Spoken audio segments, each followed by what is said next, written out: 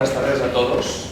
En primer lugar, disculpad los problemas técnicos que hemos tenido, que nos han hecho retrasarnos 5 minutos.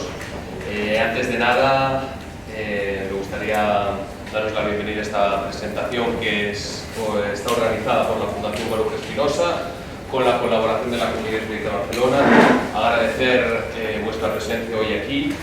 Para aquellos que visitan la comunidad israelí de Barcelona por primera vez, bienvenidos.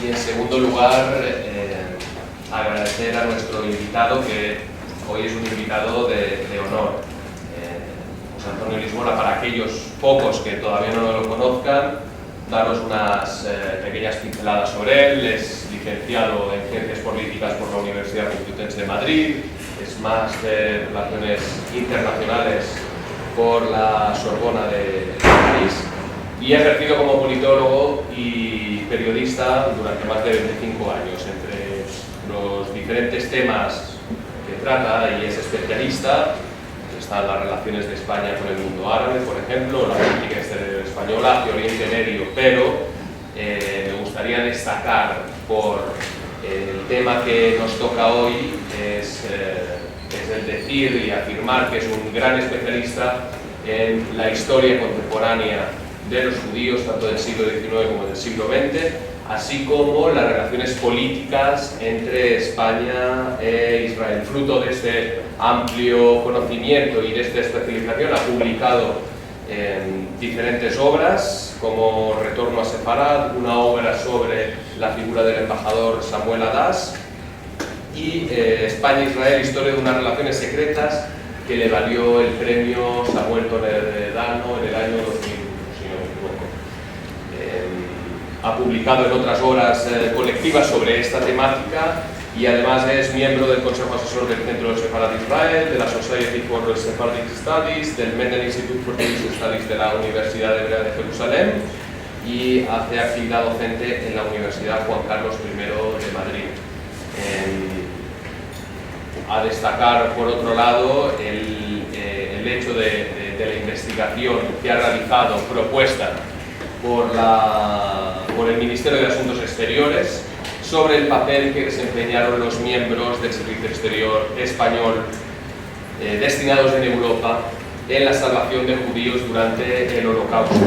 Los resultados se plasmaron en una exposición que se llamó Más allá del deber, de la que José Antonio Lisbona fue el comisario. Es una investigación que ha arrojado luz sobre un tema que está cubierto de sombras, como es el supuesto filosefardismo del régimen franquista. Hace 2 días tuvimos oportunidad de tener en esta mesa a Josep Calvet, que nos acompaña hoy también, que es profesor de la Universidad de Lleida, que ha realizado un trabajo de investigación muy importante también sobre este periodo, específicamente sobre el paso de judíos refugiándose a través de los Pirineos. Y hoy pues damos una guinda a esta temática con quizás el mayor especialista que hay sobre este tema. Así que, José Antonio, bienvenido y muchísimas gracias por estar aquí. Es todo un honor. Muchas gracias. Quisiera agradeceros antes que nada la participación y la promoción de este acto por parte de la Comunidad de Barcelona y también por la Fundación Baruch Espinosa. Como muy bien, y sobre todo también agradecer vuestra presencia a todos aquí. La verdad es que la génesis de esta conferencia es, como había dicho muy bien, es hace 3 años el Servicio Exterior del Ministerio de Asuntos Exteriores quería identificar una investigación para ver cuál era la actitud general que había mantenido el gobierno de España respecto al Holocausto. Fueron 3 años, entre el 2011 y casi 4, 2015, en el cual se investigaron a más de 125 diplomáticos españoles que estuvieron, miembros del Servicio Exterior, que estuvieron durante esos años aciagos del Holocausto en Europa. De esa investigación, que me llevó a 18 archivos en 12 países, más archivos también particulares, tanto de salvadores como de salvados, se pudo realizar en noviembre y diciembre del año 14 una exposición que ha sido mencionada aquí en el Ministerio de Exteriores y que ya ha recorrido Rumanía y Bucarest. La semana pasada hasta Sofía, va a ir al Mundial de la Shoah en París en febrero del año que viene, en octubre de este año estará en Toronto y en marzo del año que viene también estará en el Museo de la Diáspora de Tel Aviv. Esa exposición que reunía paneles ilustrativos de los 18 personajes, que luego veremos aquí también, ha tenido la conclusión con un volumen de investigación donde se desarrolla la actuación de esos 18 diplomáticos en un libro que ha sido editado por el Gobierno de España, por el Ministerio de Asuntos Exteriores, y que todos ustedes pueden tener acceso a él en su edición online. Por lo tanto, si ustedes se meten en www.mike.es y ahí ponen Más allá del deber, se podrán descargar tanto el catálogo de la exposición como el libro en su versión online. Se han editado 1000 ejemplares en papel, los cuales ya se han agotado. Se está editando una segunda edición en este momento y se está trabajando en su edición y traducción al inglés. Pero bueno, vayamos directamente a unas pinceladas sobre el tema que pues, ustedes han venido a ver escuchar aquí. En principio, la investigación pasaba para identificar efectivamente lo que habían aportado los diplomáticos españoles en el libro de Servicio Exterior, para situarlo en contexto respecto a lo que había hecho el gobierno de España, el gobierno de Franco en ese momento. Por lo tanto, queremos hablar de esas 18 personas que sí, que algunos se encontrarán que ya son conocidos, como el famoso embajador en Hungría, Ángel Sánchez, y otros totalmente desconocidos. De la lista de 18, 6 personajes teníamos muy bien identificado su labor, había otros 4 que teníamos identificado parte de su labor y del resto de otros 10 desconocíamos su existencia, pero desconocíamos la actitud que habían desarrollado en sus puestos de destino. Quisiera comenzar con un perfil general de los 18 diplomáticos para luego entrar en lo que sería concretamente la actitud del gobierno español y luego una visión mucho más general respecto a cada uno de estos 18 diplomáticos en nombre del servicio exterior. En principio, tenemos que decir que durante los difíciles años de la Segunda Guerra Mundial, la respuesta humanitaria y el respeto hacia la dignidad de la persona por parte de un grupo de diplomáticos que estuvieron destinados en España consigue salvar a algunos miles de la deportación y del exterminio. La investigación determina que en total unos 8.000 personas, 8.000 judíos en total, fueron salvados por estos 18 diplomáticos y miembros del Servicio Exterior. Unos sabrán más, otros sabrán menos en función de dónde estén situados, en qué países y su actuación, como veremos. Sin su desinteresada protección habrían encontrado la muerte. Sus intervenciones individuales irán más allá del simple cumplimiento de su deber ético o profesional, guiados solo por su conciencia, sin consultar con su gobierno y a veces incluso abiertamente en contra de su política, arriesgaron sus vidas, sus carreras, incluso la seguridad de sus familias, por la defensa de seres humanos, en su mayoría compatriotas suyos, con independencia de su raza o religión. Ante la persecución étnica, tanto física como legal, a la que fueron sometidos, muchos judíos encontraron en las representaciones diplomáticas de España la solidaridad y la caridad de los funcionarios públicos del servicio exterior, que optaron por su compromiso con la ética y la moral, por el camino de la honestidad y la honradez, aun en el caso que el interés superior del Estado se viera comprometido por ello. Desafiando la barbaridad nazi, interpretan generosamente las instrucciones que reciben de Madrid y por iniciativa propia expiden documentos de protección, liberan a detenidos, proporcionan escondites, facilitan la evasión, organizan la repatriación, dan cumplimiento de su función de servicio a los demás, nada menos que con el objetivo de salvar la libertad y garantizar la vida. La mayor parte mantiene en secreto su actuación, nunca hablarán del bien que hicieron. Su silencio, incluso ante sus familiares, que se enterarán muchos años después, era por natural a su misión. Por ello, sus nombres y sus hazañas han permanecido injustamente en el anonimato durante décadas, sin ser reconocidos su implicación y su buen hacer. Cónsules generales, ministros, lo que hoy se llamaría embajadores, cancilleres, vicecónsules, encargados de negocios, agregados, trabajaron con admirable modestia y total discreción, protegiendo a sefardíes españoles al amparo del decreto Primo de Rivera de diciembre de 1924. Les movían distintos fines, a unos la protección de sus connacionales como principio jurídico o inclusive como cuestión de orgullo patriótico. Otros tenían profundas creencias y principios cristianos o simplemente humanistas. a muchos la simpatía hacia el mundo sefardita a que se habían acercado en anteriores destinos diplomáticos, a todos unos valores sin duda encomiables. No se podría comprender la actuación de ellos y su labor si no viéramos el contexto en el cual tienen que trabajar y sobre todo cuál es la política oficial de sus superiores del Estado de Franco, de aquel gobierno. El debate de lo que España hizo y lo que pudo haber hecho para atenuar el sufrimiento, las persecuciones y la tremenda dimensión del Holocausto es siempre objeto de debate y con frecuencia interesante. Estimaciones iniciales calculaban entre 48.000 y 60.000 los judíos que escaparon de la deportación y exterminio por la actitud de España. Sin embargo, las investigaciones más recientes dudan de esas cifras y las rebajan en torno a 30 a 32.000, de los cuales 8.000 en gran medida fueron salvados por este grupo de diplomáticos y por otros miembros del servicio exterior en el extranjero. Esto fue así porque España exigió una enorme cantidad de estrictos requisitos para la entrada de judíos en nuestro país.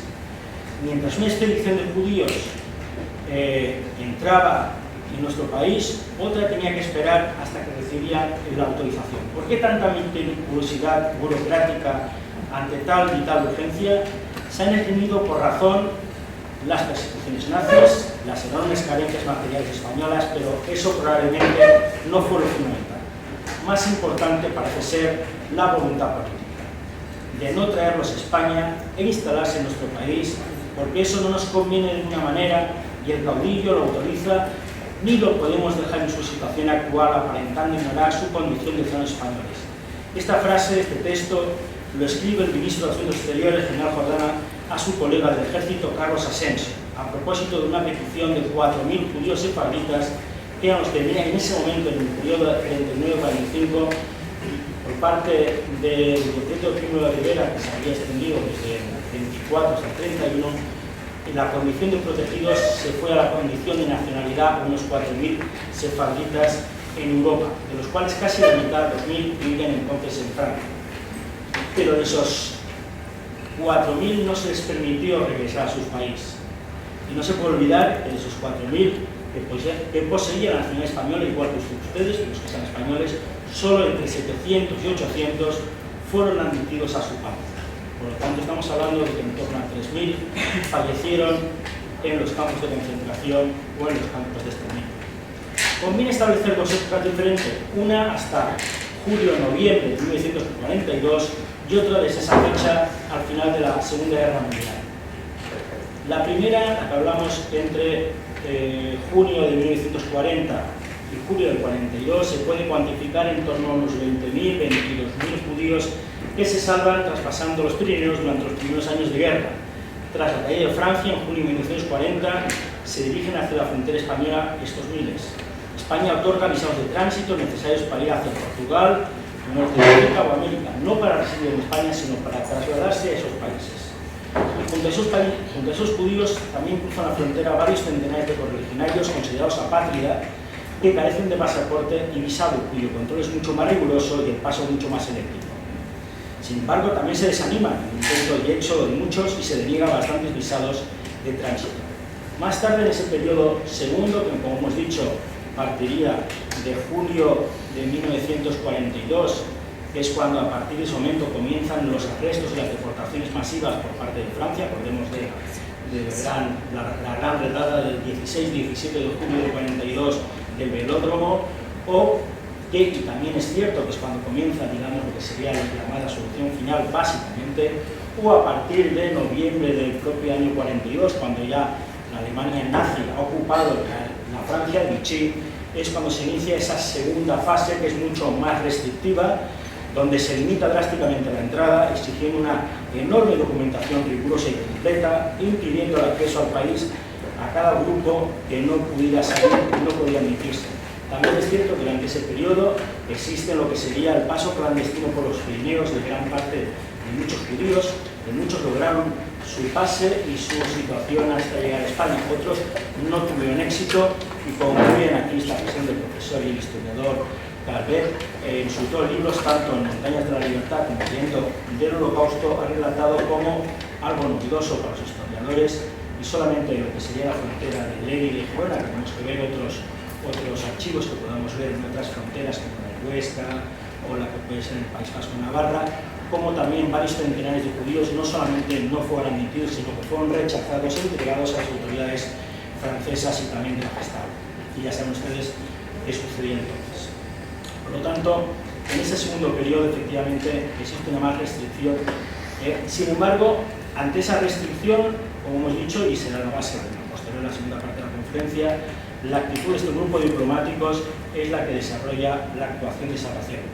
Sin embargo, finalizada la guerra y ante el temor de que gran parte de los sefarditas que llegaban de los campos de concentración y de exterminio eligen España como lugar de residencia, el criterio también por parte de las normas y los dos decretos que establecieron, las dos órdenes circulares que estableció el Ministerio de Exteriores y el Ministerio de Gobernación, era, entre comillas, evitar en lo posible la entrada y permanencia en España de aquellos sefarditas cuya residencia anterior fuera en el extranjero, y a quienes demostrasen ser ciudadanos españoles se les darían las facilidades posibles para su repatriación a sus domicilios de origen, es decir, aquellos que procedían de la Francia, o de Bulgaria, o de Grecia, o de Bélgica. No se quería mantener una España llena de judíos, sino que se quería es que los judíos regresaran a sus países. Creo que antes he hablado de una carta del propio ministro de Exteriores, creo que hay otros dos que también darán, sobre todo, una muy importante para ver cuál era la propia actitud del propio general Franco. Existe una constancia, como he dicho, en esa anterior carta de que el ministro de Exteriores escribe al ministro del Ejército, en la cual dice, comillas, son muchos cientos los sefarditas con nación española que están en Europa, sea en campos de concentración, sea a puntos de ir a ellos, y nosotros no los podemos traer a España e instalarse en nuestro país, porque esto no nos conviene de ninguna manera, ni el caudillo lo autoriza, ni lo podemos dejar en su situación de ciudadanos españoles, porque esto puede dar lugar a graves campañas de prensa en el extranjero y principalmente en América, provocándonos serias dificultades de orden internacional. Existe una segunda prueba de ello, de la actitud del propio régimen, en la cual también se recomienda que los grupos pasen por España como pasa la luz por como el cristal, sin dejar huella. También en otra carta que también dirige el propio general Jordana al mismo ministro Carlos Asensio, ministro del Ejército, en vista de lo cual se pensó en irlos trayendo por grupos de un centenar, poco más o menos, y cuando un grupo hubiera salido ya de España, pasando por nuestro país como la luz por el cristal, sin dejar rastro, traer un segundo grupo, hacerlo salir para dar entrada a sucesivos grupos. Siendo esto el mecanismo, claro, es que la base del mismo estaba en que nosotros no permitiéramos de ninguna manera que los sefarditas quedaran en España, por lo tanto, no contábamos con que si había de buscar razones para detenerlos aquí, puesto que ello implica anular la solución propuesta y dejarnos con todo el problema pendiente y sin salida posible. Y la tercera prueba básica de la misma actitud de Franco es que en una carta que envía el propio ministro Jordana al entonces alto comisionado de España en Marruecos, el general Luis Orgaz, y dice: desde hace muchos meses está planeándose el problema de los sefarditas de Oriente y en general de toda la Europa ocupada por el Este. Estos sefarditas con nacionalidad española indudable y con documentación completa que lo acredita, pidieron venir a España y encontrándose algunos en campos de concentración en Alemania. El problema tiene gravedad por cuanto no conviene en absoluto a nuestro país que, aprovechando las circunstancias de la guerra actual, se nos llene España de judíos y, por otra parte, tampoco podemos negarles la protección a que tienen derecho por su nacionalidad y, aunque quisiéramos hacerlo, sería siempre una torpeza política por la repercusión que tendría en el extranjero, las campañas que suscitarían contra nosotros y las acusaciones que darían lugar suposiciones de una política antisemita copiada de la realidad. Como pueden comprender, efectivamente, es difícil política y ambigua política la que tenía entonces el gobierno. Lo que sucede es que el propio gobierno, concluida la guerra mundial, lo que desarrolla básicamente es el mito de la salvación por parte de Franco de esos judíos. Como ustedes saben perfectamente, en el año 1946-1947 se produjo lo que se llamaría la retirada de embajadores de Europa Occidental y de Naciones Unidas de España, porque Franco había sido un aliado de Hitler y es la crítica de Occidente por haberse aliado a Hitler. Pero al mismo tiempo Franco lo que hace es apropiarse de lo que habían hecho sus diplomáticos y lo que sabía el régimen a su favor, y esa propaganda tiene un éxito adicional, que es la mitificación por gran parte del judaísmo y fundamentalmente por parte de los sefarditas de que la actuación de esos diplomáticos había sido la actitud del rey. Sin embargo, creo que es lo más interesante que pasemos ya a hablar de cada uno de los diplomáticos y cada una de las personas que hemos identificado. Algunos de ustedes los conocerán. La verdad es que esto hubiera sido un PDF que pasaba bastante bien. Y ahora vamos a...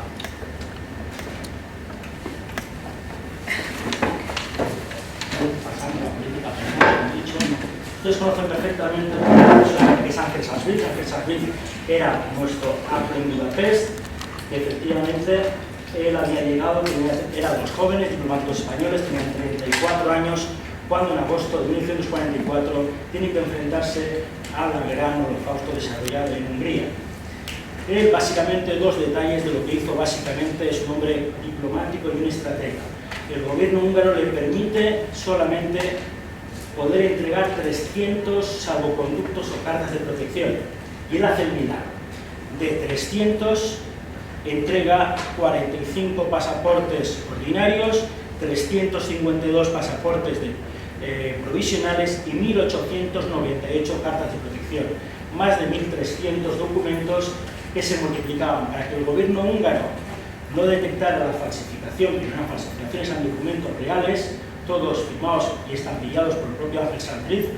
Lo que se hace es la multiplicación de esos documentos, por los cuales no podía haber ningún número que superara el 300.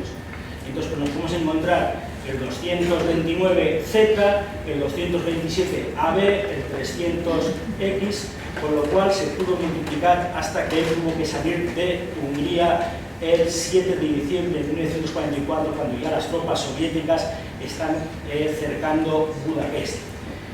Para alojar a tanta gente tuvo que crear lo que se llaman las casas protegidas, las casas estrelladas. Él mismo pudo alquilar 8 casas, además de la propia delegación diplomática española, la propia villa donde se alojaba el propio embajador, además de hospitales y hospicios. En total, se considera, y podemos dar la validez, que tanto él como el siguiente impostor que se hace pasar por cónsul de España, que es Jorge López Lasca, lo que hablaremos de él, pudieron salvar unas 5.000 personas, muchos también de ellos, una parte, más de 32 personas de lo que serían las manchas de la muerte, cuando ya salían por los campos de internación. No me extenderé sobre Ángel Sarsvik. El anterior, Ángel Sarsvik, que era su jefe inmediato, es Miguel Ángel Mugiro. Miguel Ángel Mugiro llega como embajador entre 1938 y 1944. Él básicamente es el que enseña a Ángel Sarsvik. No se comprendería Ángel Sarsvik si no se comprende la función de Ángel Mugiro. Durante este tiempo enviará más de 20 telegramas y más de 20 despachos a su gobierno, al gobierno de Franco, informando de las atrocidades de las legislaciones antisemitas. Por lo tanto, el gobierno de Franco, ya sea por los documentos de Ángel Sarsvik como por los documentos del propio Mugiro. Hay que mencionar que Ángel Sarsvik fue el primer diplomático español que envió un documento con los planos de Auschwitz. Ante él, ante varios diplomáticos extranjeros, se personaron dos judíos eslovacos que habían estado alojados en Auschwitz, que pudieron escaparse y entregaron un documento de 42 páginas que está en nuestro archivo de exteriores en Madrid, donde se informaba de las atrocidades, personas que habían entrado en esas 42 páginas, planos del campo, planos de lo que eran las cámaras de gas, y ese documento se repartió y se envió a Madrid, sin que el gobierno de Madrid hiciera nada con él. Anteriormente, Miguel Ángel Mugiro efectivamente envía más de 20 despachos informando de la política antisemita y sobre todo también informando de un anónimo que le había llegado por parte, se llamaba, quien firmaba el documento, un cristiano húngaro, donde le informa de las atrocidades y también de los campos de concentración. El propio Miguel Ángel Mugiro, al desmarcharse, no expulsado por los húngaros, pero sí no renovado su credencial diplomática, en junio de 1944 dará un visado colectivo para la salida de 500 niños judíos más 70 adultos que los acompañaban. Teniendo ya la autorización y estando ya en la estación de tren para salir, los alemanes no les permitieron la salida con los visados de tránsito para, una vez que salían de Budapest, tenían que pasar por otros países, por lo tanto los alemanes no permitieron. Lo que hace Mugiro es darles pasaporte, con ese pasaporte español, a esos 500 niños judíos húngaros y a esas 70 personas, y siendo alojados con colaboración de la Cruz Roja en dos hospitales de la Cruz Roja, pudieron permanecer bajo protección y bandera española hasta el final de la guerra. Antes, como he dicho, el siguiente diplomático, aunque no fuera un diplomático oficial español, sino que sería un diplomático impostor,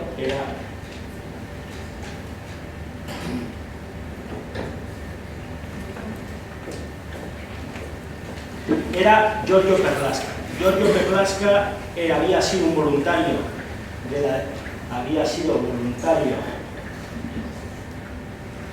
en la Guerra Civil Española, era un fascista convencido,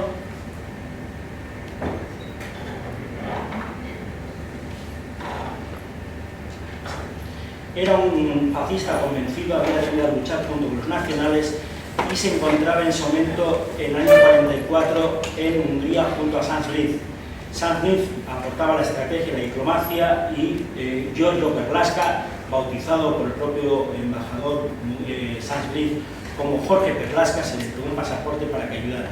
Cuando Franz Liszt tiene que marcharse ante la llegada de los soviéticos, él asume artificialmente y impostoramente las credenciales como cónsul de España, seguirá salvando judíos. Él es el que realmente ampliará de 8, que eran las casas estrelladas por parte de Franz Liszt, a 11, creando 11 casas, y a todos ellos también llegando hasta 5.000 documentos de protección.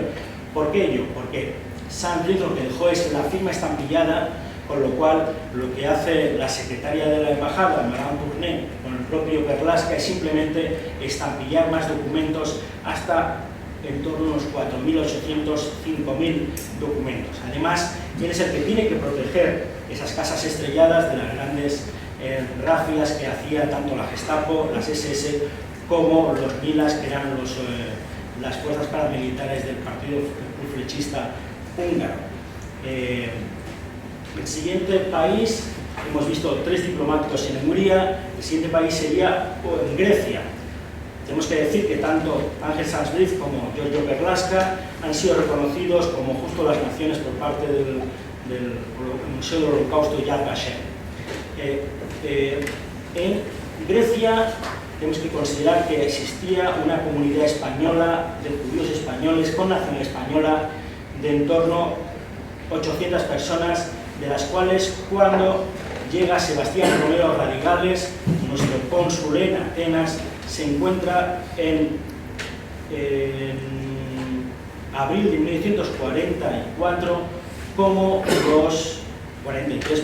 en abril de 43, como los alemanes van a deportarlos, como así hicieron, al campo de Bergen-Belsen. Hay que decir que los alemanes eran muy metódicos y a cualquier documento que presentara cualquier judío español, de pasaporte español, carta de protección o visado español, se la autorizaba. Por lo tanto, por eso esos 4.000 judíos españoles que habitaban en Europa en el 39 hubieran podido ser salvados. El gobierno alemán nunca puso en duda ningún documento español. Eso sí, el 26 de enero de 1943 hizo un ultimátum para que las potencias neutrales repatriaran a sus judíos. Y dijo, todos aquellos judíos que el 31 de marzo del 43 no hayan sido repatriados a sus países serán considerados como judíos alemanes. Por lo tanto, se les acabará su protección internacional y serán enviados y serán tratados como cualquier otro judío para ser enviado a los campos de concentración, posteriormente campos de exterminio. Esa fecha del 31 de marzo del 43 se alargó hasta el 31 de agosto del 43, pero efectivamente el gobierno español, ante los ultimátum alemanes, no repatrió a sus judíos, no repatrió a los judíos que estaban en Salónica, ni siquiera en los que estaban en Atenas. El 2 de agosto de 1943, 311 judíos en Salónica partieron en un tren para el campo de concentración de Bergen-Belsen para cuando el gobierno español no los había sacado.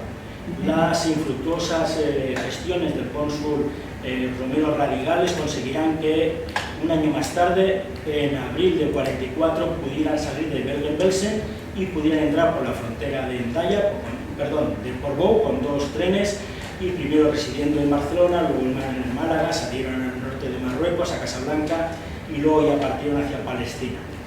Pero Sebastián Romero Radigales no con ello también tuvo que intervenir para salvar un año más tarde, en agosto del 44, a los 155 judíos españoles que permanecían en Atenas. También tuvo infructuosos éxito, porque su gobierno no lo apoyó. Aún así, alojó en un hotel al lado de la embajada, que fue comprado con dinero de notables judíos, a 80 judíos, tanto españoles como griegos, y muchos de ellos niños. Sebastián Romero Radigales también es justo a las naciones. Otro miembro de nuestra delegación, que era griego, era un sacerdote ortodoxo, era el padre Tipaldos, que era canciller y que estuvo trabajando en nuestra representación en Atenas hasta 1971, 34 años. Como padre ortodoxo y canciller tuvo que ir a proteger los bienes y los intereses de los judíos españoles a Salónica, y tuvo que viajar de Salónica hasta Atenas con las pertenencias de los judíos españoles de Salónica. En 3 grandes maletas tuvo que traer 80 kilos de oro, varios millones de dólares, varios millones de dracmas, y todos fueron alojados en la caja fuerte de la Embajada Española en Atenas. Y cuando los judíos españoles de Salónica, en el año 45, la gran parte, menos 2, regresaron, se les entregó el padre Tipaldos. Además, como director de un hospicio en Atenas, alojó a varios niños judíos, españoles, cosa que le supuso la detención por parte de la Gestapo, torturas. Por mediación española salió de la detención, y junto con Romero Radigales también expidió documentación falsa emitida por parte de nuestro consulado en Atenas. Padre Tipaldos también ha sido recientemente concedido justo las naciones. En Bulgaria se da el hecho de Julio Palencia. Julio Palencia era nuestro embajador en Sofía. En Sofía había una comunidad judía española de en torno a 303 judíos. Toda la colonia española, tanto de Rumanía como de Bulgaria, eran judíos. No había, salvo un periodo en Rumanía que había 300 trabajadores de Telefónica, puesto la que Telefónica rumana era propiedad de la Telefónica española. Pues en Sofía, Julio Palencia se encuentra como embajador entre 1940 y 1943, y él será el diplomático en que en el año 43, en junio del 43, el 24 de junio del 43, el gobierno de Filov, el gobierno filonazi y antisemita búlgaro, le declarará persona non grata y será expulsado de Sofía por acusación ser amigo de los judíos. Su última actuación, que es la que motiva la expulsión de Sofía, será el haber adoptado dos niños judíos, Renato y Claudia Arie, de 16 y 18 años, cuyo padre, la familia Arie, era propietaria de una empresa de jabones. Entonces, el precio de algunos productos básicos en Bulgaria estaba regulado por ley, por lo tanto se fijaba un precio de mercado que fijaba el gobierno. Artificialmente, la acusación es que habían subido 2 céntimos de leva el precio del jabón, y tanto al padre de estos dos niños, el León Arie, como a su sobrino Rafael Arie, por primera vez, y por un tema mercantilista, se les formó un consejo militar de guerra, fueron acusados, fueron condenados y fueron ahorcados. El embajador español, con gran valentía y sin consultar con su gobierno en Madrid, inició los trámites de adopción de estos dos niños, con gran enfado por parte tanto del embajador Merkel, de alemán, como por parte del primer ministro búlgaro Filov, y fueron declarados. Anteriormente, durante ese periodo de 2 años, él básicamente realiza una actuación de defensa de los intereses de sus nacionales, ya fueran judíos o no lo fueran. Es decir, de esos 303 a 81 se les salvará la propiedad de sus bienes, a otros tantos, a 24 se les protegerá para que no realicen trabajos forzados, y también el propio gobierno búlgaro detendrá al canciller de nuestra embajada, que era judío, sefardí. Tradicionalmente muchos de los cancilleres de nuestras delegaciones en los Balcanes eran judíos.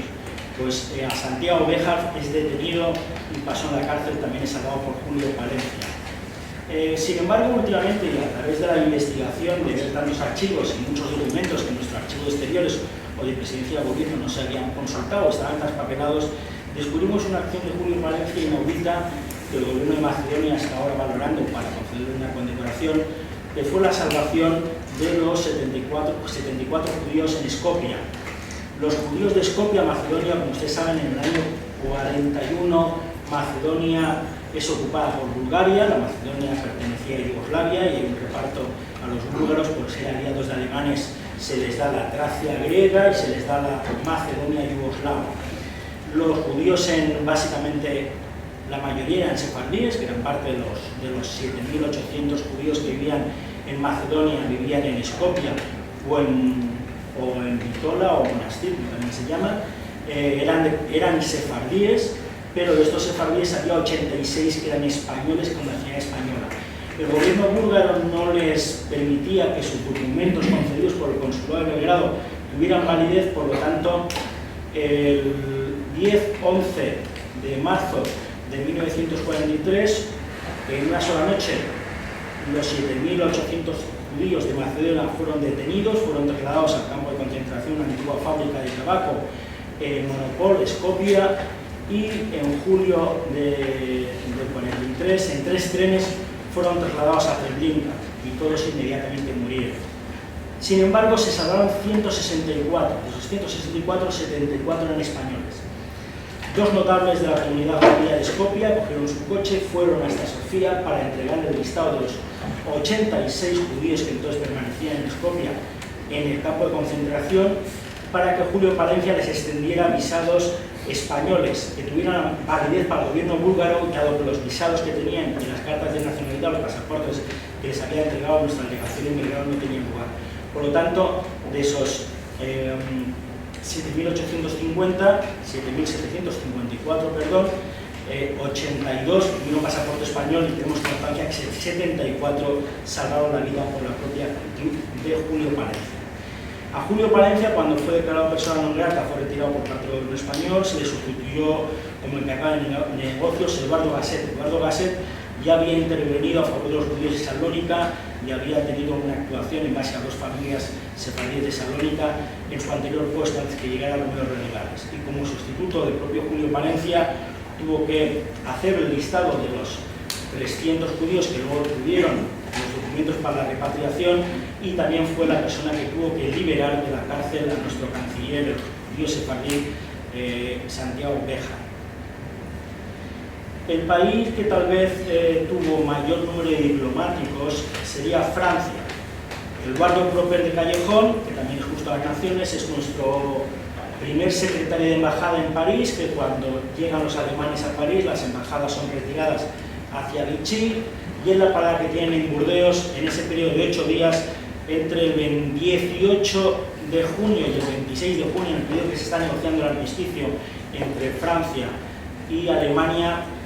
Se concede, no está demostrado el número concreto, en el expediente Yad Vashem se mencionan 1.500, que son excesivos, pero sí que se concede bastantes documentos y visados de tránsito sin haber pasado por el Ministerio de Madrid y por el Ministerio de Gobernación. A diferencia de los cónsules en Endaya, que concedieron unos 2.000 visados, o el de Bayona, que también concedieron 2.000 visados de tránsito para los judíos que entonces las grandes brigadas tardaban 2 días en pasar la frontera por Endaya, ante la llegada de las fuerzas alemanas, pues los judíos de Endaya y de Bayona, por parte de nuestros cónsules, sí que nuestros cónsules tuvieron la precaución de enviar las solicitudes a Madrid, tanto al Ministerio de Exteriores como al Ministerio de Gobernación, y una vez que se fueron aprobadas, fueron concedidas. En el caso de Burdeos, por parte de Eduardo Proper, no fueron, digamos, no pasaron ni por Madrid, ni por el Ministerio de Gobernación, ni por el Ministerio de Exteriores. Eso le valió más tarde, además de que él estaba casado con un familiar de los Rothschild, que se alojaran varias obras importantes de los Rothschild en un castillo personal de su mujer a las afueras de París.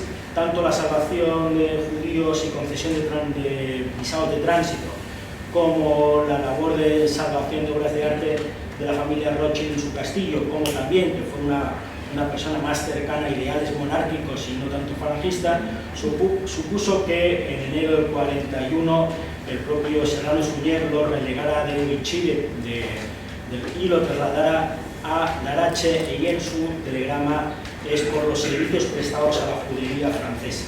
Eduardo Proper también es justo a las naciones. Sin embargo, un dato importante sería el de Bernardo Roland. Bernardo Roland no es nuestro cónsul en París. Él está desde el año 39 hasta 1 de mayo de 1943, y Bernardo Roland, que es una de las personas que se está tramitando en este momento su expediente para justo las naciones en Yad Vashem, tiene una actitud súper favorable, por distintas vías. Semanalmente salía un tren de París a España en un vagón especial donde estaban alojados las personas de Falange. Solía colocar 4 o 5 judíos para que pudieran salir en ese vagón.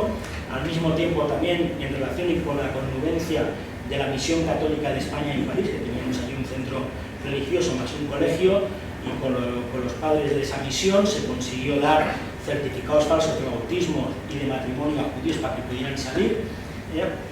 Pero me gustaría destacar 2 anécdotas, que es lo que ustedes casi refieren. Una es la de la familia Carasso. La familia Carasso, como ustedes saben, es la familia fundadora de la marca Danone.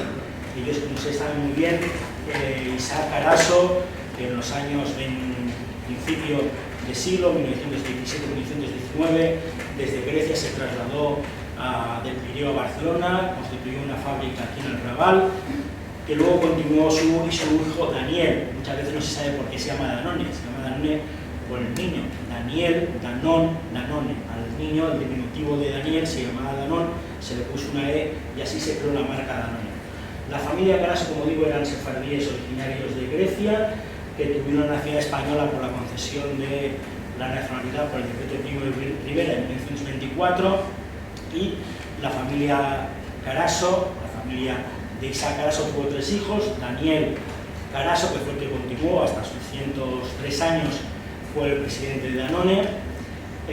Juana Carasso, que fue una de las hermanas que se quedó gestionando junto con su marido Mario Botón la fábrica, y una tercera hija que era Flora Carasso, que era la tercera, y que junto con Daniel Carasso, al inicio de la Guerra Civil, a periodos de la Guerra Civil, se trasladó a París a desarrollar la fábrica francesa de Danone.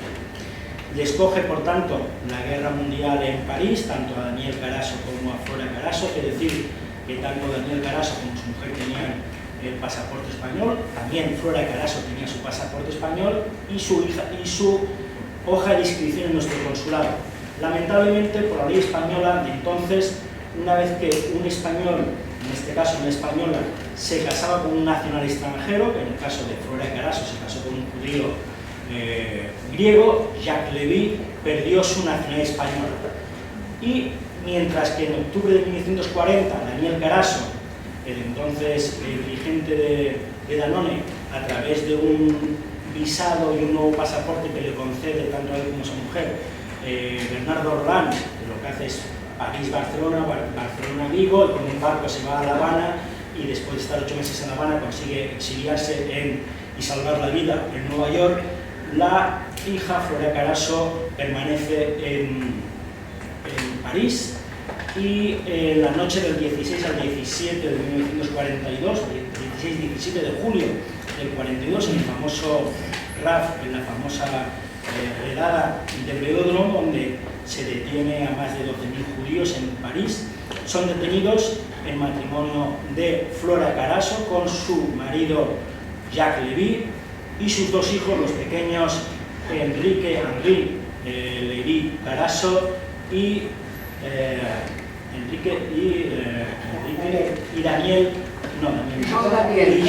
Jean y Juan Lévy Carasso.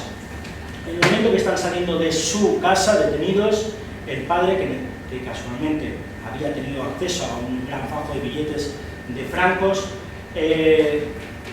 vean a uno de los comisarios, a uno de los prefectos de policía, y le pide, por favor, le da un sobre, le da con una dirección: por favor, salve a mis 2 hijos, sin saber que si el gendarme cumplía su palabra, le da el fajo de billetes, y efectivamente, mientras que Flora Carasso y Jacques Lévy son enviados al campo a las afueras de París de Drancy, sus 2 hijos son enviados junto con la profesora de piano a las afueras de París, en el bosque de Bolonia.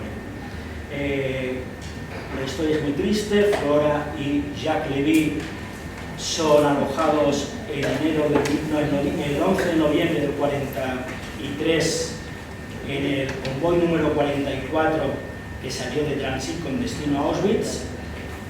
Flora Carasso, como la gran parte de los 1.200 personas que iban en ese tren a la llegada a Auschwitz, fueron directamente a la cámara de gas. Por lo tanto, un miembro de la familia Carasso de Danone fue exterminado en las cámaras de gas. Simplemente es aquellas cosas que suceden en la vida. A 21 kilómetros de Auschwitz se para el tren y de los hombres se seleccionan a 21 hombres para que vayan a trabajar en las fábricas que están aledañas al campo de Auschwitz. De los 21 hombres que se seleccionan, uno es el padre de estos dos niños, el esposo de Flora Carasso, que es Jacques Lévy, y que permanecerá hasta el final de la guerra, y cuando es liberado del campo de Auschwitz el 27 de enero del 45, será uno de los pocos, uno de los 95 que pudieron salvarse de aquellos. Los niños efectivamente son salvados, son llevados a casa de la profesora de piano, y la profesora de piano tenía un sobre que le había dado el propio padre para que, en el caso que hubiera llegado a sus manos, fueron llevados al consulado de España y entregados al cónsul Bernardo Roland, o en su caso al canciller Eduardo Mouton. Lo que sucedía es que Bernardo Roland no podía conceder, puesto esos niños ya no eran españoles. La madre había perdido su nacionalidad, su padre era griego y por lo tanto los niños eran griegos. ¿Cómo y qué iba a hacer el cónsul español para salvar la vida de estos dos niños? El cónsul se va al sótano del consulado, revisa la lista de los españoles, va a la ficha de Flora Carasso y efectivamente ve que hasta el año 39, hasta el momento que se casa, había sido española. Y por lo tanto expide dos pasaportes a estos dos niños cambiando los apellidos. En vez de llamarse Henri, Enrique y Juan Lévy Carasso, transforma los apellidos y se van a llamar a partir de entonces Enrique y Juan Carasso Lévy, puesto que el apellido Carasso sí que estaban con nacionales españoles. El propio cónsul se pone en contacto con la tía de los niños, la hermana de Daniel y de Flora, Juana, aquí en Barcelona, y efectivamente el canciller Eduardo Mouton les acompaña a estos dos niños hasta la frontera en Portbou, y Juana y su marido Mario Botón los recogen y así logran salvar a estos dos niños también. Otra de las familias que se salvan es la familia la familia Saporta, el vicepresidente del Real Madrid de fútbol y de baloncesto, que era una familia Saporta que originariamente también de Istambul, de Constantinopla, que de París también son sacados por parte de Bernardo Roland con unos pasaportes y que llegan a Madrid. Y que hasta el fin y la muerte de Bernardo Roland siempre tuvo dos entradas para ir a cada domingo al partido, al Santiago Bernabéu, como agradecimiento por parte de Eduardo Saporta, Enrique Saporta. Cuando Bernardo Roland es sustituido el 1 de mayo de 1943, en París le sustituye a Alfonso Fiscovich. Alfonso Fiscovich quiere continuar la labor de Bernardo Roland y efectivamente en los primeros meses su gran preocupación es la entrega de pasaportes a la condición de españoles de protegidos, porque hay que ver con ese periodo que decíamos anteriormente, restrictivo ese segundo periodo. El gobierno de España, en los últimos meses de Serrano Suñer y los primeros del general Jordana, a pesar de sus buenas voluntades, quisieron ser muy restrictivos a quien concedía la nacionalidad española. No todos los nacionales que habían obtenido la nacionalidad española en el año 24 se les consideraba por Madrid como nacionales de pleno derecho. Tenían que haber hecho un trámite que mucha gente teniendo ya pasaporte, no lo tuvo, que es haberse inscrito en los consulados españoles. Mucha gente no estaba inscrito en los consulados españoles y por lo tanto tenían la condición de protegidos, pero no nacionales de pleno derecho. Cuando en ese ultimátum alemán, que se he dicho anteriormente, que concede el gobierno alemán para que el gobierno español conceda sus visados para la repatriación de los judíos hasta el 31 de marzo y posteriormente la ampliación hasta el 31 de agosto del 43, en el caso de los protegidos no se les suministraron esos pasaportes y por lo tanto la labor de la entrega de más de 145 pasaportes a protegidos por parte de Alfonso Fiscovich fue boicoteada por el general Jordana y actualmente por Serrano, incluso tuvieron que ser devueltos. Sin embargo, al final, cuando las redadas de enero de 44 en París, y son detenidos más de 64 judíos españoles, ya con la autorización de Madrid, pero con voluntad propia, el propio Alfonso Fiscovis libera a 21 judíos españoles del campo de Drancy. El siguiente personaje es conocido por su apellido, que es Antonio Zuluaga, y es uno de los descubrimientos de la investigación. Antonio Zuluaga, como su nombre indica, era hijo del pintor Zuluaga, era de madre francesa, Valentín de Tomás. Él era el agregado de prensa en nuestra embajada en París y más tarde en nuestra embajada en Vichy, y luego fue nuestro consulado general de Argelia. El joven hijo del pintor, un intelectual, se alistó con la resistencia francesa y en los 2 años que estuvo en Vichy ayudó a la evasión de varios judíos. Los más importantes fue de René Mayer y su hijo, que luego más tarde, en el año 56, llegaría a ser primer ministro de Francia y sería vicepresidente de lo que dio origen posteriormente a la Unión Europea. Y a su vez también facilitó y ayudó a las familias Rothschild, tanto a Philippe Rothschild como a James Rothschild, como posteriormente, mientras estaban en Barcelona, a la familia de Monique y Nicole, con su madre Claude, que era la esposa de James.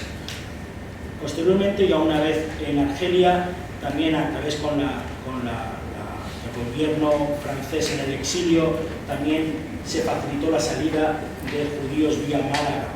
Y él, anteriormente considerado a ser una persona de renombre en Francia por su madre Valentín de Tomás, llegó a un acuerdo con el entonces comisario de asuntos judíos Xavier Balat para que se pudieran pasar al nombre de administradores españoles las propiedades de los judíos españoles, que entonces tenían que ser administradas por judíos franceses. El siguiente diplomático, también en Francia, sería Alejandro Pons, que era catalán, era un hombre de la Lliga, había sido de Cambó, que se había exiliado durante la República Española, que era nuestro vicecónsul honorario en Niza, y que posteriormente, y que fue el único de todos estos diplomáticos que murió en acto de servicio ya en el año 44, unos bombardeos. Él tenía su casa en Cannes y iba cada día con el tren de Cannes a Niza, y uno de los bombardeos de las fuerzas aliadas sobre los raíles y sobre los ferrocarriles falleció. Básicamente, Alejandro Pons desarrolla una gran, primero, de protección de las propiedades de sus judíos en Niza, la liberación de varios matrimonios, como el matrimonio Madani, que habían sido detenidos, y sobre todo la gran labor fuera hacia el matrimonio Rosales. El matrimonio Rosales fue detenido tanto ellos dos como su hija, aunque luego fue puesta a libertad su hija, el 22 de octubre del año 43, y sin que lo supiera nadie, ya básicamente fueron a Drancy. De Drancy también fueron deportados a Auschwitz, sin que lo supiera el propio Alejandro Pons. Alejandro Pons mueve de una serie de influencias, ya sean en Francia como en Rumanía, donde procedían los hermanos Rosanes, primero para proteger sus pertenencias de un edificio entero de Niza, como para dar alojamiento y manutención a su pequeña hija, que primero estuvo con él y su mujer, y luego estuvo con unos exiliados republicanos españoles. Lamentablemente, cuando fallece el propio Alejandro Pons, es cuando se tiene conocimiento que el matrimonio Rosales había sido exterminado en Auschwitz, pero anteriormente había salvado a 16 personas, liberándolos de los campos de concentración de Drancy. Rumanía es otros lugares importantes, puesto que en Bucarest había una colonia de 110 españoles, todos de ellos judíos. Allí fue enviado por Franco el conde de Casarrojas, José Rojas y Moreno, que casualmente es el bisabuelo del ministro Gallardón, sin que lo supiera, lo descubrió en esta, que su bisabuelo había tenido una actitud humanitaria de salvación de judíos.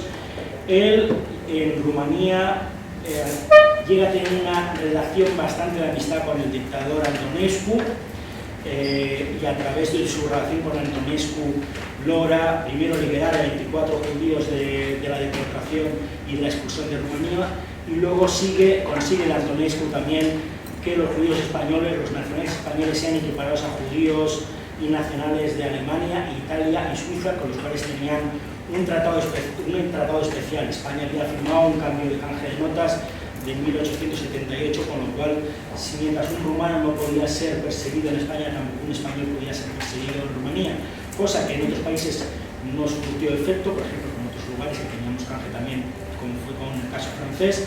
En el caso de Rumanía, el propio Antonescu lo respetó por las propias acciones de Rojas. Rojas, de estos 110 judíos, a pesar de la oposición de Madrid, consigue que se les suministre un visado, que al final no fue necesario, pero de esta forma pudieron ser protegidos en la misma Bucarest sin que pudieran ser deportados. Posteriormente, cuando es destinado a Ankara, mantiene una buena relación con el entonces nuncio Angelo Rota, que luego más tarde sería Juan XXIII, en la cual también intercambiaron y ayudaron a la salida de judíos de la propia Rumanía.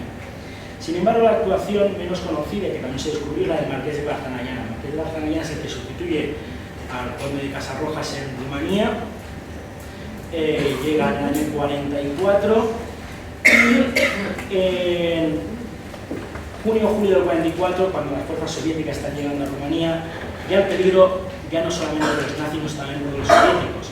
De esos 110 judíos que había habido en Bucarest, ya permanecían en junio o julio del 44, 68, de esos 68, los demás ya se habían escapado a Grecia, o se habían ido a otra serie de países, también Italia. De los 68, el Marqués de Barzanayana envió un listado a Madrid para que se les conceda el visado de protección para su repatriación. Se envían dos listas, puesto que gran parte, 26 de estos 68, eran de religión católica, eran judíos católicos españoles de Rumanía. Mientras que el Marqués de Barzanayana solicita a Madrid que se conceda el visado para los 68 judíos españoles, la sorpresa que tiene es cuando desde Madrid se le envió un telegrama dándole 26 nombres. Cuando él contrasta los 26 nombres con el listado que le ha enviado, ve que los 26 nombres que desde Madrid se le autoriza a dar pasaportes a los 26 judíos que tienen religión católica, dejando al resto sin concesión de ningún documento que les protegiera ante los nazis. El Marqués de Barzanayana no asume esa orden y comienza a negociar con el entonces embajador alemán von Killer y consigue el beneplácito de von Killer para la salida, pero sin embargo necesitaba también el beneplácito de Alemania, de Berlín. Von Killer consigue el beneplácito alemán de Berlín para que se les pueda conceder un visado de tránsito para la salida de Rumanía, para llegada a Yugoslavia, para llegada a Italia, que pudieran salir, para la totalidad, no solamente para los judíos católicos, para los judíos que en el mismo listado decía Madrid cuáles pueden ser catolizables, utilizaba ese término, católicos, catolizables o aquellos judíos judíos. Al final se consigue salvar por la mediación del propio Barzanayana a los 68 judíos, independientemente de cuál fuera su religión en ese momento. Otro descubrimiento fueron los judíos de Italia. En Italia pues, consideraríamos que apenas había judíos, había 45 judíos españoles, la mayor parte en Milán. En Milán, como ustedes saben, el régimen de Mussolini, las leyes raciales de Mussolini no fueron aplicadas, pero eran casi más estrictas que las propias alemanas. La ley de la defensa de la raza data de 1938 y de esos 45 judíos fueron salvados por parte de dos cónsules. Voy a abreviar. Dos cónsules, Luis Martínez Morelos, el que está entre 1939 hasta el año 43, y Fernando Cantal, que está desde el 43 hasta el 45. Luis Martínez Morelos, de los 45 judíos, concede primero a 21, los cuales tenían trabajos forzados en Italia, se les consigue que no sean liberados de trabajos forzados. A 11 se les autoriza para no salir y ser expulsados de Italia.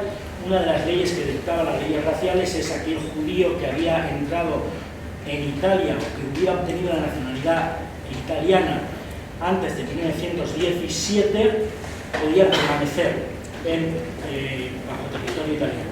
Todos aquellos judíos que tenían nacionalidad italiana o que habían entrado en Italia, que tenían doble nacionalidad, que habían entrado posteriormente en 1917, tendrían que salir antes de 1938. El propio Martínez Melero consigue que no salgan estos 11, a los 21 que no se les aplique la ley de ley forzada, y lo que realiza también, y aquí tenemos un testigo, puesto que un primo de él, aquí tenemos a Víctor Papo, que fue uno de los que, ante la acción del propio Bernardo Roland, lo hizo lo mismo ante un primo suyo, Isaac Papo, en Milán.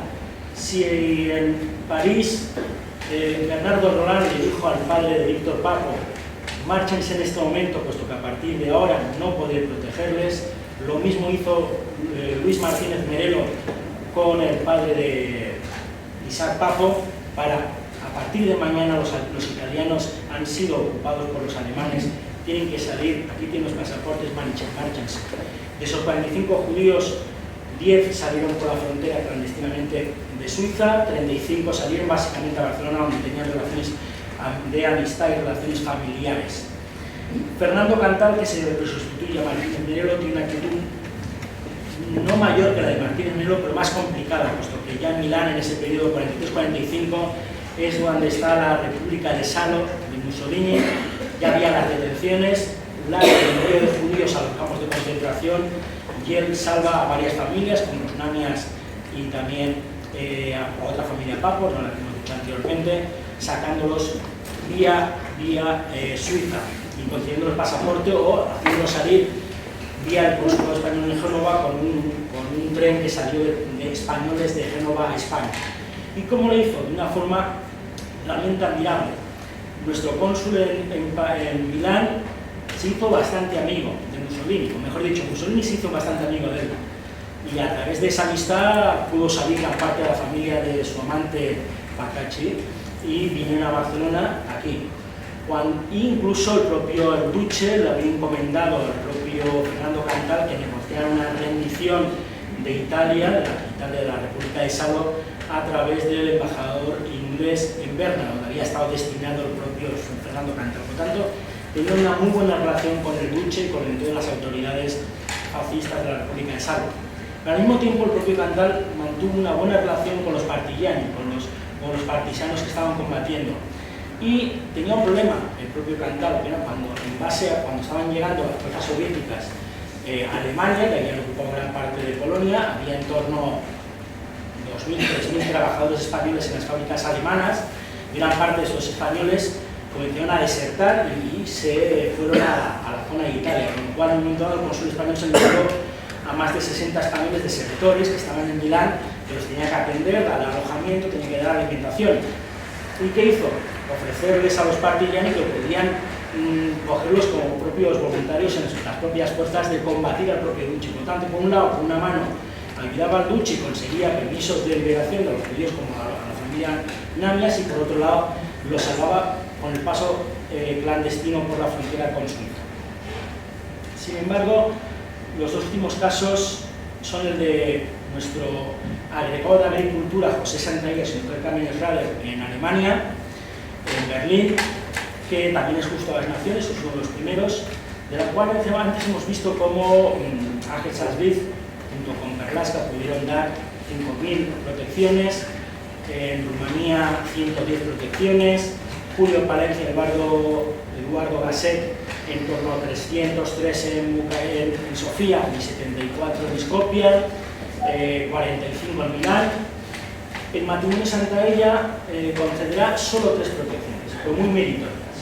Yo, como agregado de Agricultura, se había casado con Carmen Schrader, que como su nombre indica era de origen alemán, que también ella tuvo que tener al casarse con un diplomático, con un miembro del Ministerio de Agricultura, era técnico de agrario, y fue destinado tuvo que cambiar su nombre de Waltraud a Carmen, tuvo que dejarse protestante y convertirse en católica, y tuvo que dejarse de ser alemana para convertirse en española. Pues el matrimonio de José Santaella y Carmen Schrader, en ese periodo difícil, los años 44 en Berlín, dará escondite y refugio a 3 mujeres judías, no sefardíes, totalmente askenazis.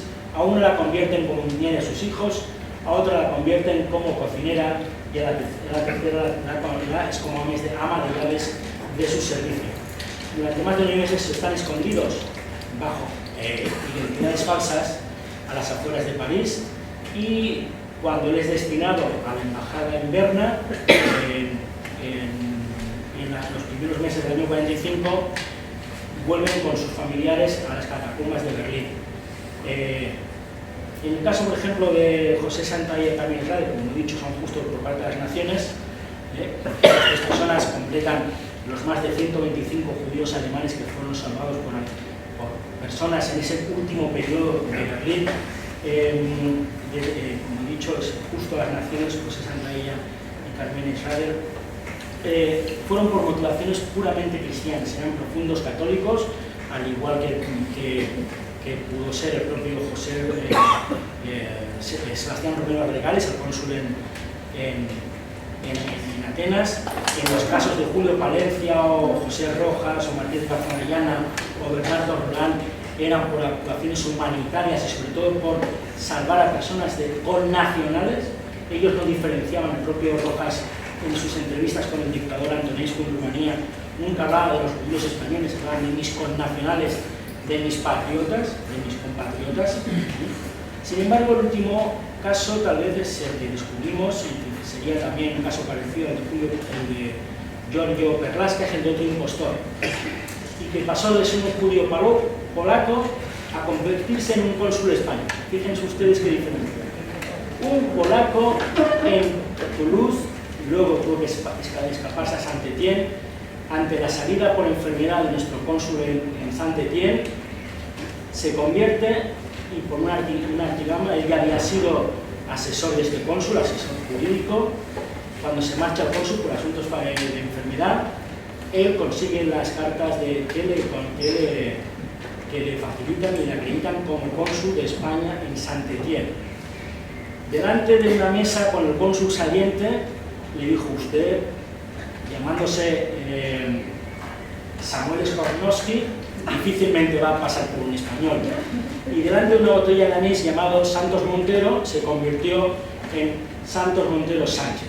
A partir de ahí desarrollará durante 1 año y medio una labor no descubierta por los gendarmes, ni por la Gestapo, ni por los franceses, no descubierta por el gobierno español, puesto que debajo de este cónsul falso había otros 2 cancilleres españoles que seguían tramitando parte de los 7.000 documentos de españoles exiliados, en muchos casos republicanos, que vivían en Saint-Étienne, y este judío polaco que se convirtió en cónsul español 43-45, que puso una imprenta en el propio consulado español y en Ciclostil emitió más de 7.000 documentos de protección, no solamente para judíos, para resistentes y para españoles, pues ahí saben ustedes que en Francia existía el STO, el Servicio de Trabajo Obligatorio. Por lo tanto, para que no fueran directamente a Alemania esos españoles, se les dio una serie de documentos para protegerles.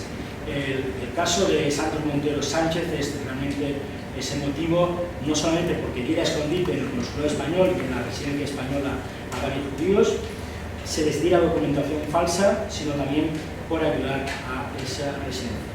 Como he dicho, el caso de estos 18 diplomáticos y también el caso de cuál fue la situación de la actitud del gobierno español en un capítulo introductorio, lo pueden ustedes encontrar en el libro. Y como les digo, el libro está totalmente gratuito en la web del Ministerio, que es www.mae.es. Ponen Más allá del deber, se lo pueden descargar, tanto como el catálogo de la exposición. Y si tienen un problema, me envían un mail a jalisbona@jalisbona.com y se lo remito.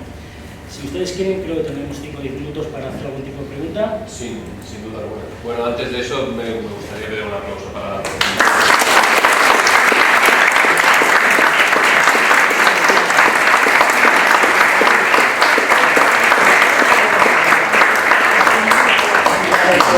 No se ha podido ver los paneles, sí que podremos ver un vídeo de 5 minutos sobre la actuación de estos 18 diplomáticos.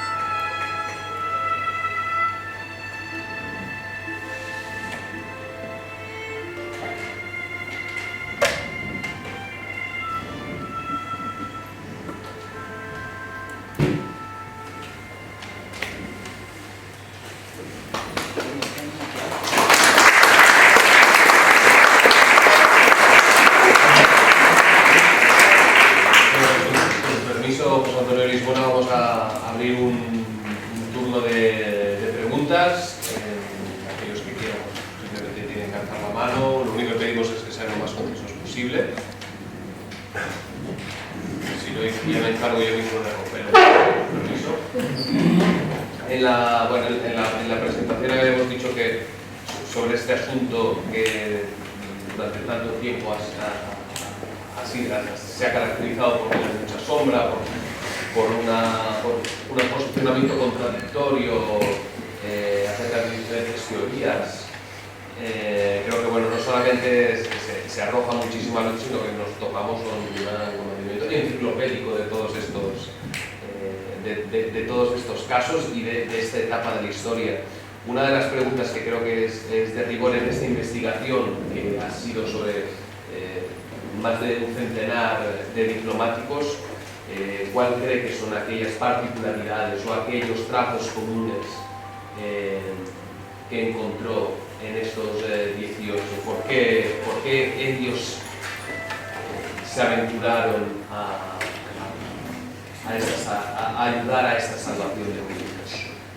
Y yo creo que independientemente de sus principios éticos y morales y su honestidad, que eso sería para los 18, gran parte de ellos eran defensa de sus propios connacionales. Hay que decir que en el caso de Sarsfield, que estamos al final de los años 44, él pide 300 pasaportes para sefardíes. Hay que decir que de esos más de 3.200 que entregan entre 45 pasaportes ordinarios, 352 pasaportes provisionales y 1.800, solo hubo 7 sefardíes.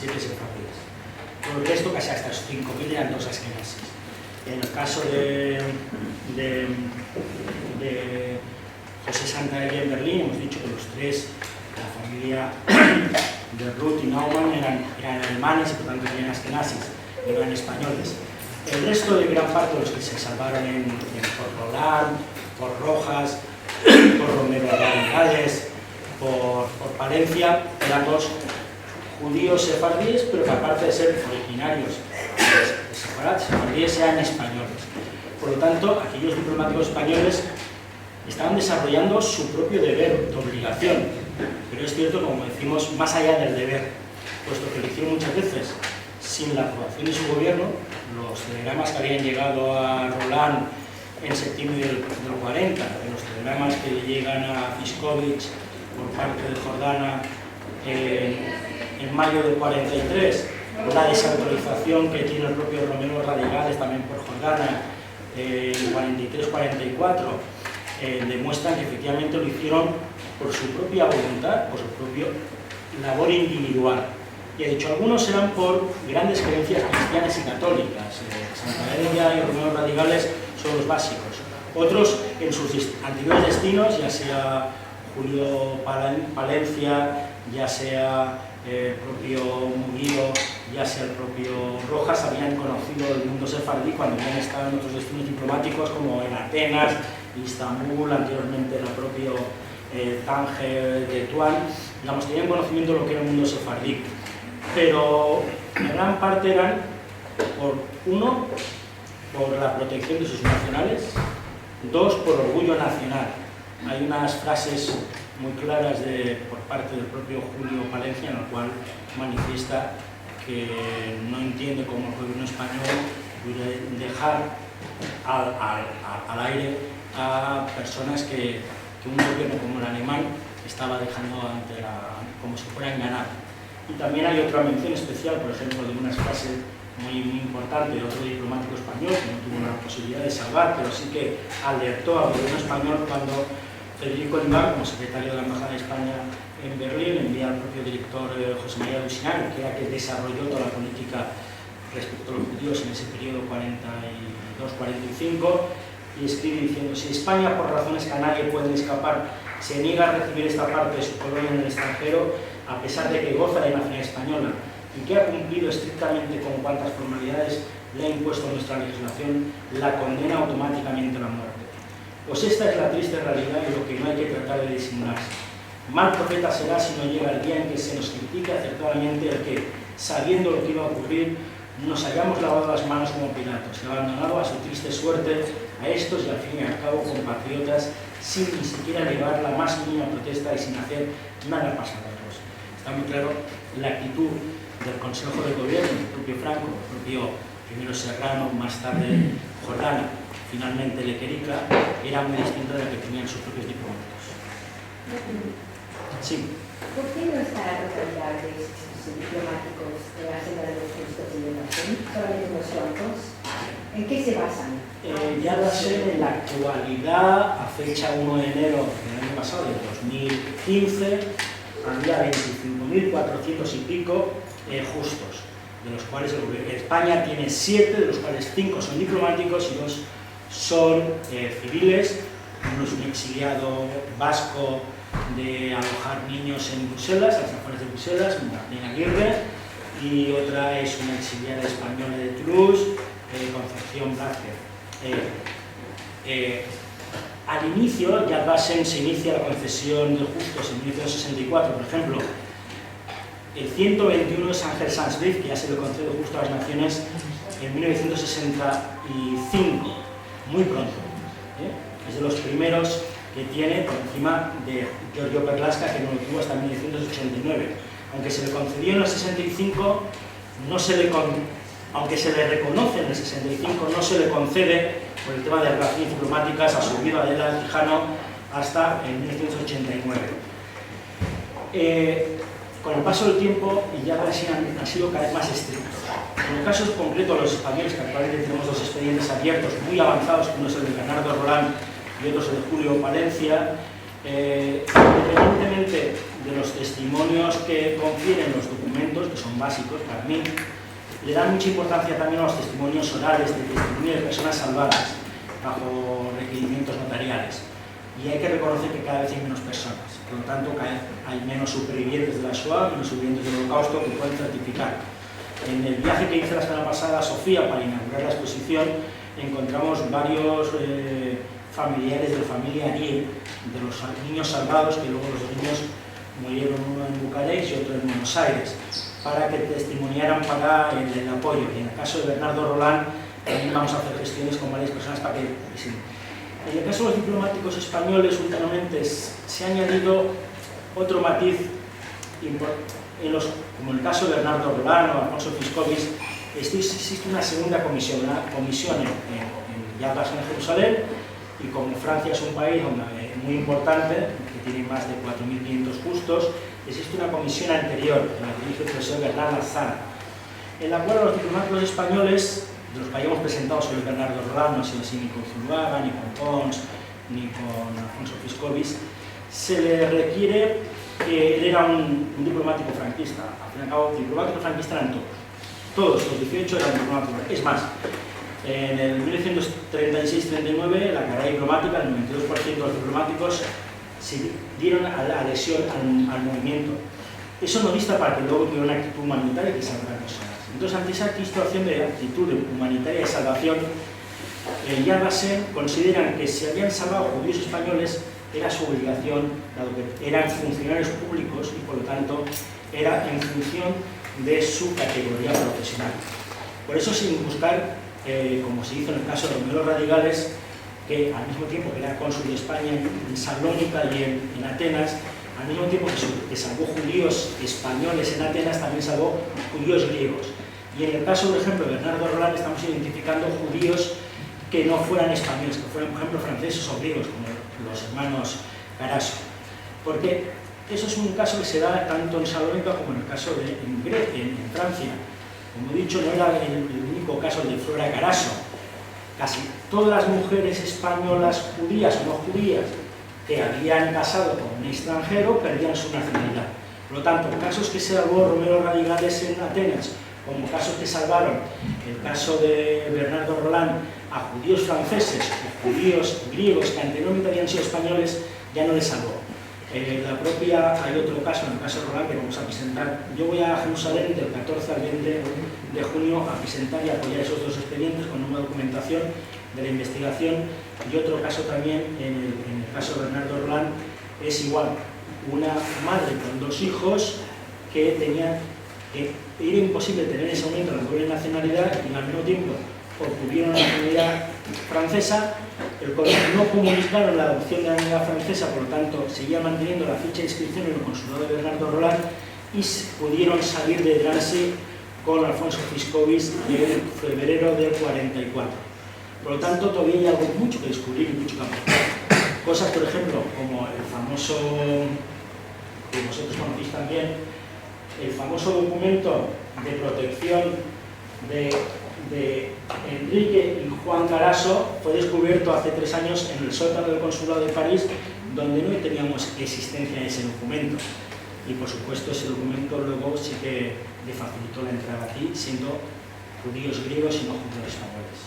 Pero digamos, cada vez es más difícil. Hay como 5.000 judíos polacos que son juzgados naciones, 4.000 y pico franceses. Nosotros tenemos 7, tenemos 2 candidaturas en primera mesa, que yo creo que tardará un par de años, pero en ambos casos podrían ser tramitados. No sé si tienes alguna explicación de la ausencia de Polonia. ¿Que las nazis todos o porque era una situación ya mucho más dura de inicio? No, en Polonia no existían judíos sefardíes, sino apenas había españoles. Cuando el 1 de septiembre del 39 Polonia es invadido por los alemanes, es la embajada española en Berlín la que asume la representación de los intereses diplomáticos en Polonia. Aún así quedará un encargado de asuntos económicos, el marqués de Noyan, que siguiendo su correspondencia lo que sí hemos encontrado es, aunque posteriormente, cómo informa a Madrid de los asesinatos de judíos en Polonia y cómo de en torno a 2 millones y medio de judíos en Polonia ya está informando Madrid 7 meses antes de que se descubra Auschwitz, ya está informando de campos en Auschwitz y el de Treblinka también. No, el de Treblinka también.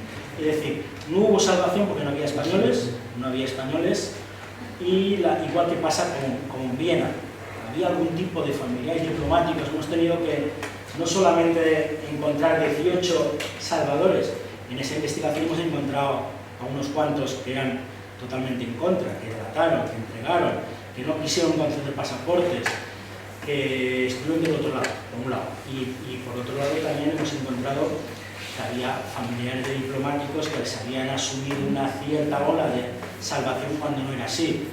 Entonces, pero digamos, en Polonia efectivamente no se salvaron porque no había.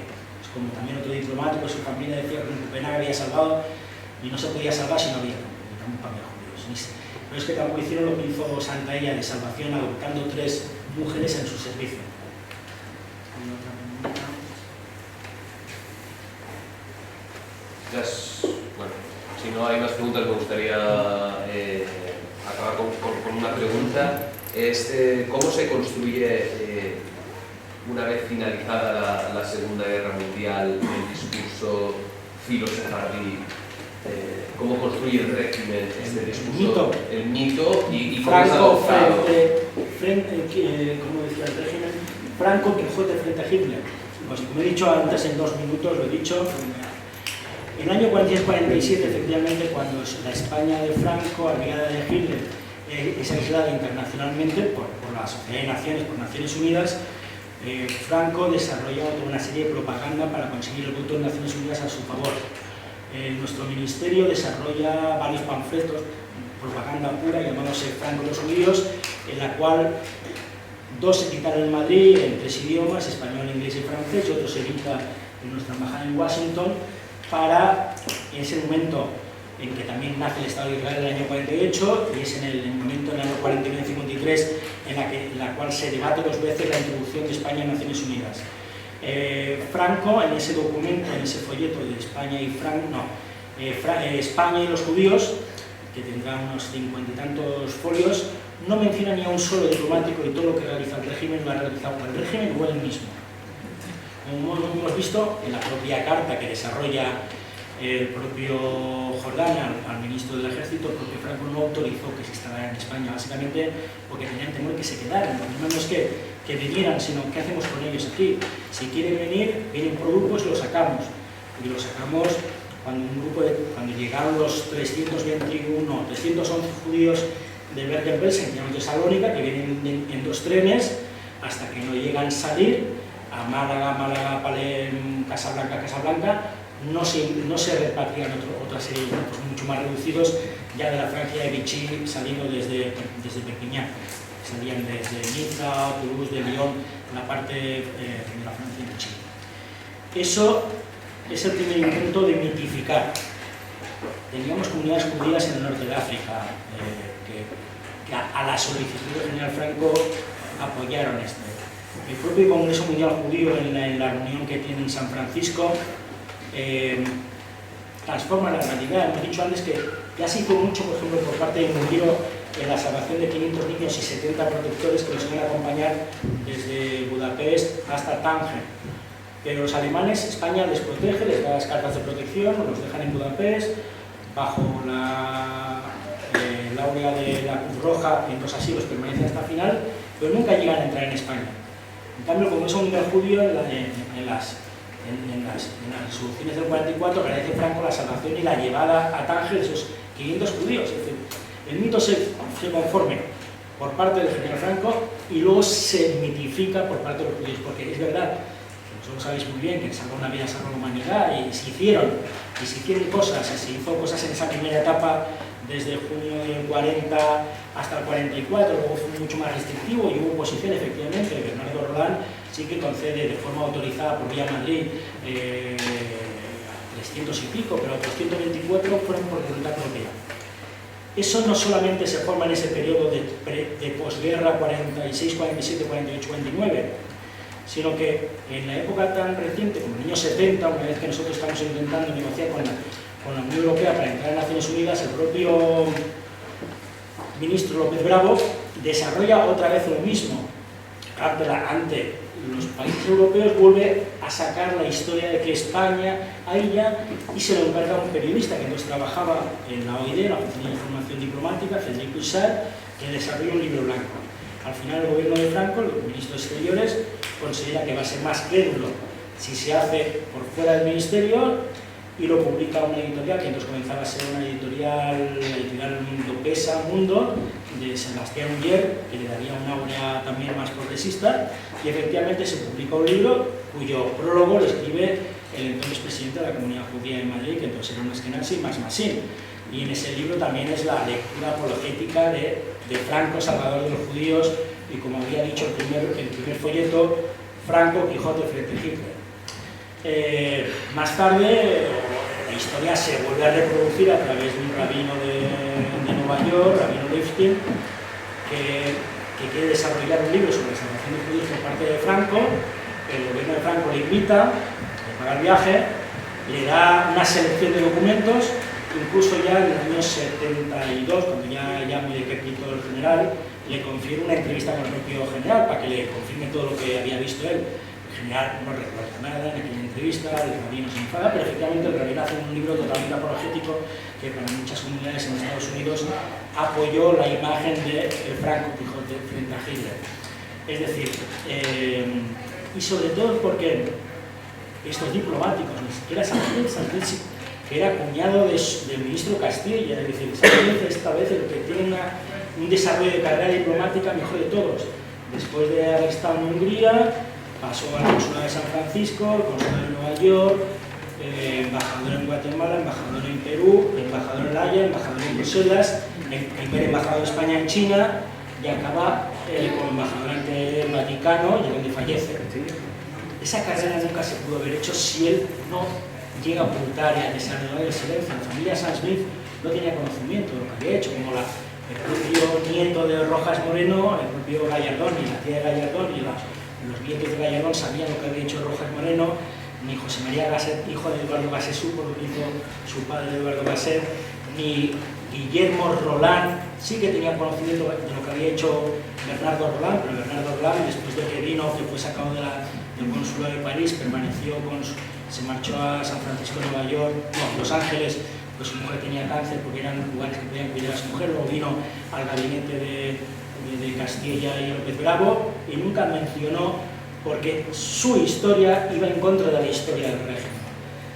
Y ellos tenían que desarrollar una vida profesional. Y por lo tanto, nadie de ellos dejaron nada por escrito, salvo algunas cartas. Por ejemplo, existe una carta muy emocionante sobre la historia de los Sansbrief y Perlasca, se podría decir mucho. Yo siempre digo a la familia Sansbrief que no deja valor a lo que hizo Sansbrief que lo hiciera posteriormente Perlasca, porque no se puede entender lo que hizo Perlasca sin conocer lo que hizo Sansbrief, ¿no? Fue el iniciador. Entonces Perlasca fue efectivamente un impostor, pero cuando en el año 47 escribe a Sansbrief a San Francisco informándole de lo que hizo él, Sansbrief, que él había dado instrucciones para la continuidad de la embajada fuera de base en las normas españolas, era que cuando salía un embajador de España, que fuera en Bucarest donde llegaban los rusos, en Sofía donde llegaban los rusos, o en Hungría, traspasar la representación diplomática a la embajada sueca. Lo que sucede es que este impostor, Giorgio Perlasca, Jorge Perlasca, asume la representación como cónsul. Y cuando escribe Jorge Perlasca en el año 47 a Sansbrief y dice lo que hizo, Sansbrief le contesta: recuerde que ni a usted ni a mí nos lo van a reconocer nuestros gobiernos, y no espere que nada de nosotros, del gobierno. Que también Perlasca, después de él había sido un fascista, llega a una Italia después de la posguerra comunista, entonces también él dejó sus ideales fascistas en Hungría cuando comienza a salvar, ¿no? Pero había sido un fascista tremendo, pro-musulmán en muchos casos. Entonces, gran parte de la historia es, por un lado, se vanagloria y se crea el mito de Franco que dejó frente a Hitler, y por otro lado, los protagonistas deben callar. Efectivamente, la familia Santaella son las propias niñas judías, la madre y las dos mujeres que son las que tienen como servicio doméstico, son las que escriben un libro en los años 70, y los que dan en los años 70 no se sabe, y hasta el año 89 no se le ajustan relaciones. Es una mezcla entre propaganda del régimen, silencio de los diplomáticos y recuperación de la memoria de los salvados en muchos casos. Por ejemplo, en la mayor concentración de grabaciones de testimonios es en el archivo sonoro de Spielberg, que está en Los Ángeles. Hay 43 grabaciones sobre la desaparición de judíos por parte de España en Los Ángeles, por parte de Spielberg, y hay 40, y de esas 43, 42 hablan de Perlasca y uno de Sansbrief. No es que hubiera menor Sansbrief, pues Sansbrief era el hombre de despacho que concedía y conseguía, era el estratega, buscaba las casas, les protegía, fue a buscarlos a la marcha de la muerte, pero el que iba a salvar, el que llevaba la comida a las casas, que creaba el sistema de información y protección era Perlasca. En ese sentido, ¿no? Pero por eso realmente así se crea el mito de España Franco en los judíos. Pues realmente, bueno, puede ser muy rápida porque llevamos muy... Pero que tal vez significa que el gobierno no se enteró de que esos diplomáticos se quedaban documentos y que nadie fue castigado por eso. El gobierno se enteró a posteriori, en muchos casos. En otros casos, cuando se enteró, usted piensa en las comunicaciones en aquel periodo. Por ejemplo, las comunicaciones de cuando, por ejemplo, se hizo mucho, se ha publicado un libro, por ejemplo, respecto a Sansbrief y a Perlasca, que se llama El nombre de Franco, como si fuera el nombre de Franco quien se salvara. Cuando a Sansbrief le llega el telegrama desde Madrid para tener una actitud respecto a los judíos, es el 21 de julio del 44. El telegrama dice lo siguiente: nuestro embajador en Washington ha tenido una reunión con el Congreso Mundial Judío, el cual le ha dicho que a ver si España puede tener una actitud como están teniendo otros países neutrales como Suiza y Suecia. Querido embajador, quiero que estudie cuál es la situación y qué podemos hacer. Cuando eso le llega a Sansbrief el 21, la fecha es del 21 de octubre, pero me llega hasta 5 días más tarde, porque los telegramas entonces no es como ahora, no había teles, no había los emails. Cuando le llega, Sansbrief entregó más de 700 cartas y pasaportes, entre ellos a la familia Bandor, tanto a Enrique, Juan como a su madre Bandor, tienen números anteriores al 21 de octubre. Es decir, el gobierno de Franco se entera mucho más tarde que hace, no para esa protección, pero no ha sido iniciativa suya. Cuando llega el documento de los dos niños, Jacques Levig y Flora Carasso, de Enrique y Juan, nunca sale del consulado de París. Se queda en el consulado de París, se llevan su pasaporte y lo acompañan el propio canciller, Enrique Montón, hasta la frontera de Portbou. En el caso de los protegidos, sí. Y dice, ¿tuvieron represalias? Sí y no. Tenemos el caso, por ejemplo, de Julio Valencia, que fue declarado por el gobierno búlgaro, después de adoptar a los 2 niños, como persona non grata. La decisión de la retirada la toma el gobierno búlgaro. El gobierno español no tiene otra ocasión de aceptar esa retirada y aceptarla. ¿Qué sucede? Que al propio Julio Palencia, que iba a ser embajador en El Salvador, se le retira ese plazo durante 9 meses y permanece en Madrid casi 4 años hasta que va el cónsul a Milán. Era una fórmula isabelina también de mantenerlo. No fueron premiados y algunos sí que fueron castigados. En el caso, por ejemplo, de Bernardo Roland tuvo 3 cartas de protesta por parte de la embajada alemana. Que hay que decir la verdad, que Lequerica le salva y Serrano nunca acepta las cartas de protesta de la embajada alemana, salvo que después llega el propio Amblófilo, que es el general Jordana, y sí que muere. Ya 4 meses antes, si él sale en 15 de abril de 43, ya de diciembre, el propio Jordana ya le solicita que va a ser sustituido. No existe un documento que diga que es sustituido por la salvación de judíos. Tenemos los 3 documentos alemanes en los cuales protestan los españoles diciendo ¿por qué no retiran a Roland y lo envían a otro lugar porque está salvando judíos?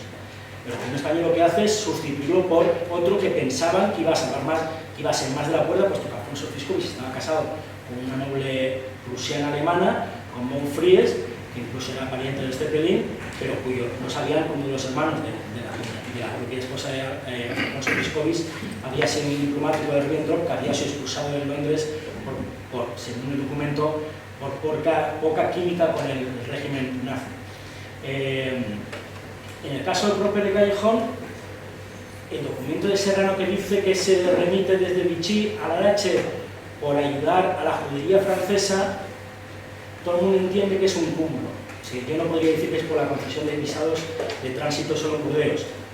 El propio Serrano sabe perfectamente que el ayudado y en el castillo de la familia Rothschild, que es un cuñado de Rothschild, ha alojado, que tiene esta territorial y donde el español ha alojado grandes obras de arte, pero sobre todo por informes. Si uno ve y conjugas varios archivos al mismo tiempo y ves los papeles que enviaban los diplomáticos, pero ves también los papeles que enviaban los delegados de Falange en París. Los delegados de Falange, por ejemplo, son muy significativos los informes que emiten sobre Proper, Bernardo Roland y Antonio Zuluaga, como personas vinculadas a Alfonso XIII en el exilio, vinculados a la monarquía. Por lo tanto, era un cúmulo de amigo de judíos, salvador de judíos, protector de los bienes de los judíos y monárquicos. O sea, no era solo un cúmulo, pero efectivamente sancionados no hubo ninguno. Hubo 3 o 4 que tuvieron unos premios negativos. Pues sin más, agradecerle a